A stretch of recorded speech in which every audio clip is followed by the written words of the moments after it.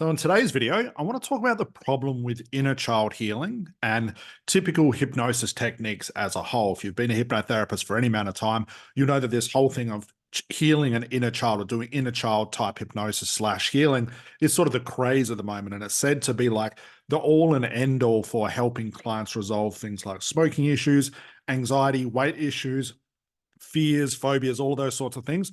But in today's video, I want to talk about, only if you guys are keen to learn how to actually solve your client's problem, I want to talk about the major flaws with inner child healing. But I don't just want to talk about inner child healing, I also want to talk about timeline therapy, visualization, things like regressions, past life regression, age regression, really any regressions at all, shadow work, relaxation, a thing called mapping across, reframing, and even your typical more classical hypnotic suggestions like you're a non-smoker now.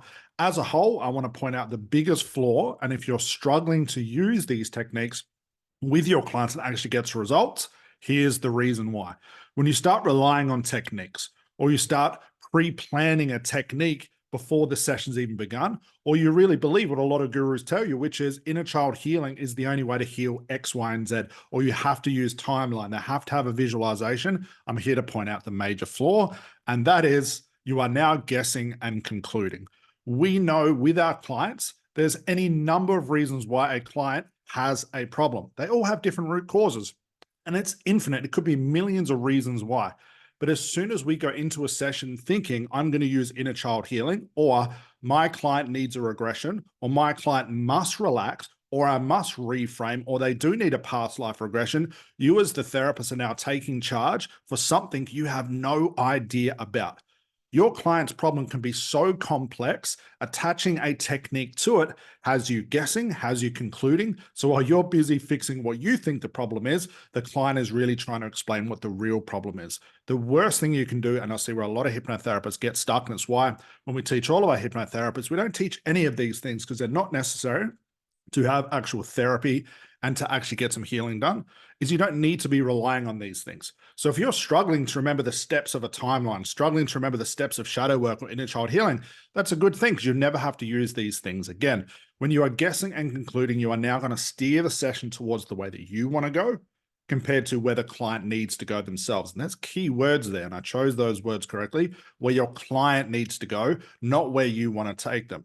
So if you're stuck in these techniques and you want to break free, I'll leave some videos below to be able to check those things out. But the technique as a whole, it's very hit and miss, and it's more miss than it actually hit.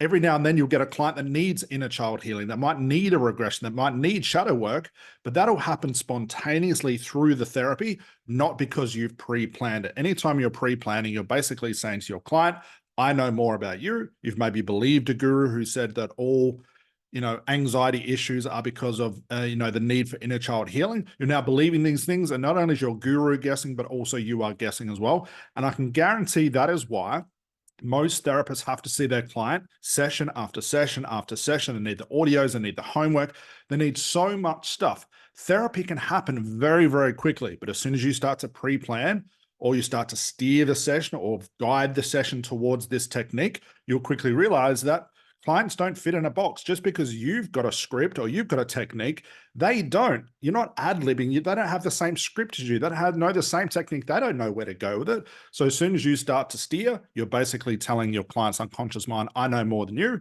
The unconscious mind takes a backseat, says, okay, smart guy, you seem to know it all. You try and fix this. And it becomes rather resistant at that point. So guys, if you're stuck on the technique level, you want to break free of that, check out the videos below. But this is the major problem with more classical techniques, but also this craze that's out there pushing all of these big techniques with fancy names. Inner child healing, timeline regression. None of these techniques, quote unquote, are new. There is nothing really new in the hypnosis industry. They're just revamped, repackaged, renamed things that have existed in the hypnosis industry for such a long time. But just because they've been in the industry for such a long time doesn't mean that's the right approach. Okay, guys, so hopefully that helped. If you're stuck on the technique level, check out the videos below, and I'll see you in the next video. Bye for now.